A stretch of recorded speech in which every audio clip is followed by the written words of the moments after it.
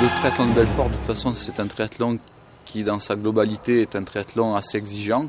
C'est un triathlon pour, on va dire, les costauds, quoi, hein, les rouleurs. Il y a énormément de faux plats, de changements de rythme. Le site de Malsaucy, c'est vraiment un site fabuleux. Il faut savoir que les Eurokéennes de Belfort sont organisées sur le même site. Le lac est vraiment magnifique et il y a tout vraiment pour organiser une course splendide et un très beau triathlon.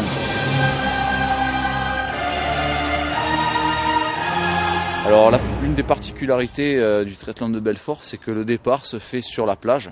C'est vraiment très bien pour le spectacle. Les spectateurs peuvent voir vraiment de près les athlètes et puis voir réellement ce que c'est qu'un départ en triathlon, un départ massif. Donc ça c'est vraiment intéressant, c'est pas un départ immergé et les spectateurs ils peuvent presque toucher les athlètes au moment du départ, quoi. Ouais, il y a une sortie à l'australienne, c'est quelque chose qui est vraiment aussi fait pour le spectacle. On passe au plus près des spectateurs.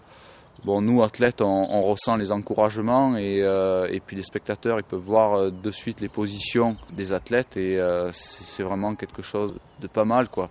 Et la plage sur le site est vraiment propice à ça, quoi. Avec 1,9 km, on rentre dans un format qui est demi-Ironman. Et la natation, elle est beaucoup moins importante que, c'est sûr, quand on était sur un format, on va dire ITU, avec 3 km de natation. Donc là, la natation, elle sera rapide, ça c'est clair et net, elle sera spectaculaire parce qu'il y aura une sortie à l'australienne, mais c'est pas sur la natation qu'on gagnera le triathlon cette année à Belfort.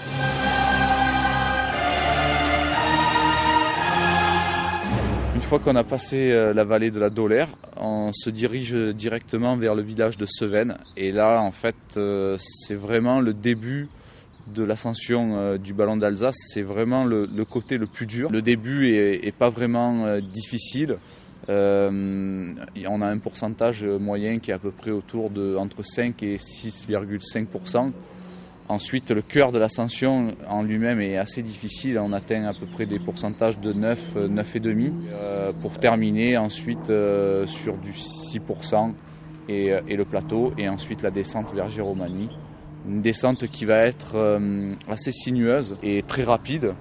Ce qu'il faut noter, c'est que avant cette descente, il y aura aussi un gros ravitaillement qui sera situé sur le plateau du Ballon d'Alsace, donc qui permettra à tous les athlètes de se ravitailler et reprendre des forces pour la suite du parcours. Donc la descente est technique, rapide, mais le revêtement est parfait. C'est un très beau revêtement, elle est large, donc il n'y a pas de problème particulier par rapport à ça.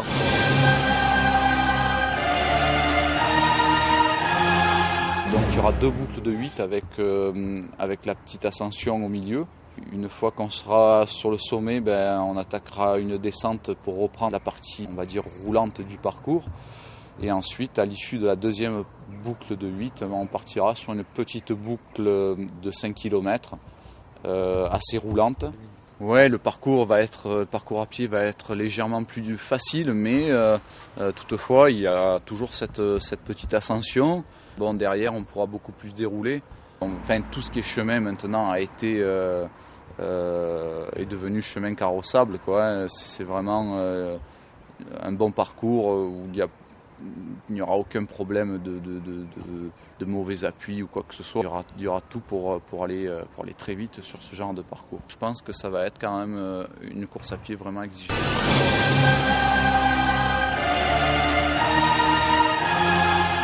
Alors, je pense que d'une manière générale, ce qui va vraiment jouer, ça va être le Ballon d'Alsace.